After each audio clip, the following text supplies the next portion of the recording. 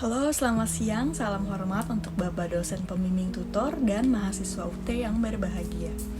Nama saya Michelle Julieta dari Program Studi Manajemen UPBJJ Jakarta. Marilah kita panjatkan syukur kepada Tuhan Yang Maha Esa atas izin dan nikmatnya sehingga saya bisa memberikan informasi mengenai COVID-19 ini. Jadi, awal kemunculan COVID-19 ini pertama kali muncul diduga dari pasar hewan di kota Wuhan, China.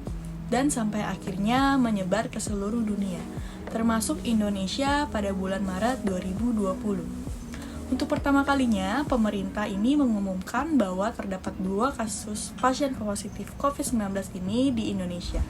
Sejak virus corona ini muncul, timbul berbagai masalah. Karena virus ini bukan hanya menyerang manusia, tetapi juga memberikan dampak buruk terhadap perekonomian dunia, serta mempengaruhi kehidupan sosial di berbagai negara. Dan salah satunya adalah dunia pendidikan di Indonesia, yang sebelumnya para pelajar melakukan pembelajaran dengan tatap muka, tetapi pada saat masa pandemi COVID-19 ini, sistem pembelajaran tatap muka tidak berlaku lagi, karena ingin mengurangi penyebaran virus COVID-19 di Indonesia. Sebagian orang yang tertular virus ini, ia akan mengalami gejala ringan hingga sedang, dan bisa pulih aja tanpa penanganan khusus. Tapi, ada juga beberapa orang yang tertular mengalami gejala berat dan harus membutuhkan penanganan khusus. Berikut ciri-ciri awal COVID-19, yaitu flu, sakit kepala, batuk, sakit tenggorokan, demam, dan hilangnya indera perasa dan penciuman. Infeksi bisa menjadi parah jika menyerang pasien yang sudah memiliki penyakit bawaan, contohnya pasien dengan penyakit jantung, paru-paru, diabetes, dan sebagainya. Dan bisa juga menyerang kepada orang yang memiliki sistem kekebalan tubuh yang lemah, seperti contohnya bayi dan lansia. Jadi, kita harus selalu waspada jika mengalami gejala yang tidak biasa pada tubuh kita. Virus COVID-19 ini kebanyakan menular akibat percikan air liur, batuk, atau bersin. Bisa juga karena menyentuh tangan dan wajah orang yang terinfeksi, menyentuh mata dan hidung setelah memegang orang atau barang yang terinfeksi virus COVID-19. Rata-rata, gejala timbul di sekitar 2-14 hari setelah virus pertama masuk ke dalam tubuh kita. Untuk mencegah virus semakin parah di dalam tubuh kita harus mendapatkan vaksin COVID-19.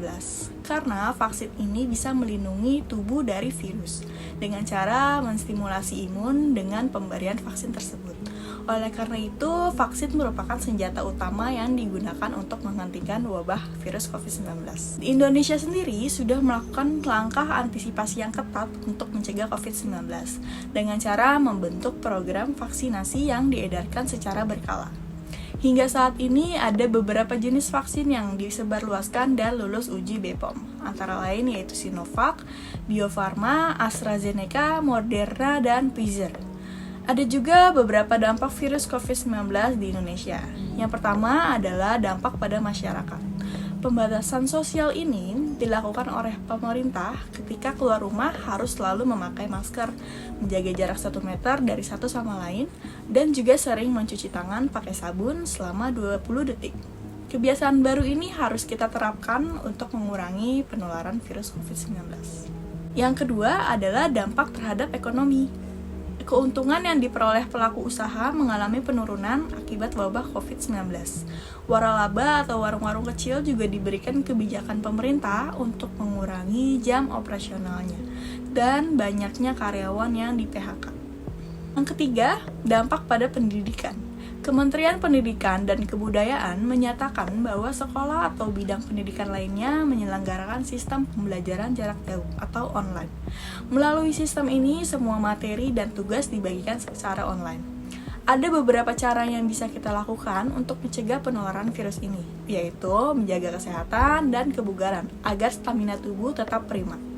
Mencuci tangan secara teratur dengan air dan sabun, atau hand sanitizer berbasis alkohol. Ketika batuk dan bersin, tutup dengan tisu atau menggunakan lengan bagian dalam. Gunakan masker dengan benar hingga menutupi hidung dan mulut. Dan hindari berpergian keluar rumah saat Anda merasa kurang sehat, terutama jika Anda sedang demam. Selalu memantau perkembangan penyakit COVID-19 juga dari sumber yang resmi dan akurat. dan tetap mengikuti arahan dan informasi dari petugas kesehatan setempat. Karena informasi dari sumber yang tepat dapat membantu kita semua untuk melindungi dari penularan dan penyebaran virus COVID-19 ini. Sekian dari saya tentang gagasan COVID-19 ini.